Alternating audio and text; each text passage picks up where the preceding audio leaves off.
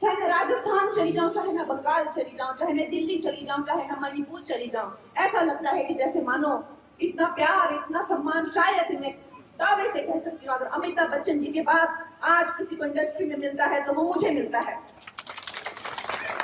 और उस बेटी को उसी की जन्मभूमि पर, उसी की मातृभूमि पर इतने निंदनीय वचन बोले जा रहे हैं। सारा देश हैरान है कि वो बेटी, वो कंगना, चाहे मैं राजस्थान चली जाऊं, चाहे मैं बंगाल चली जाऊं, चाहे मैं दिल्ली चली जाऊं, चाहे मैं मणिपुर चली जाऊं, ऐसा लगता है कि जैसे मानो इतना प्यार, इतना सम्मान शायद मैं दावे से कह सकती हूँ अगर अमिताभ बच्चन जी के बाद आज किसी को इंडस्ट्री में मिलता है तो वो मुझे मिलता है।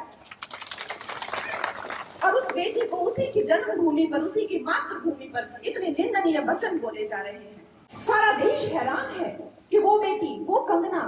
चाहे मैं राजस्थान चली जाऊं, चाहे मैं बंगाल चली जाऊं, चाहे मैं दिल्ली चली जाऊं, चाहे मैं मणिपुर चली जाऊं, ऐसा लगता है कि जैसे मानो इतना प्यार, इतना सम्मान शायद मैं दावे से कह सकती हूँ अगर अमिताभ बच्चन जी के बाद आज किसी को इंडस्ट्री में मिलता है तो वो मुझे मिलता है। और उस बेटी को उसी की जन्मभूमि पर, उसी की मातृभूमि पर इतने निंदनीय वचन बोले जा रहे हैं।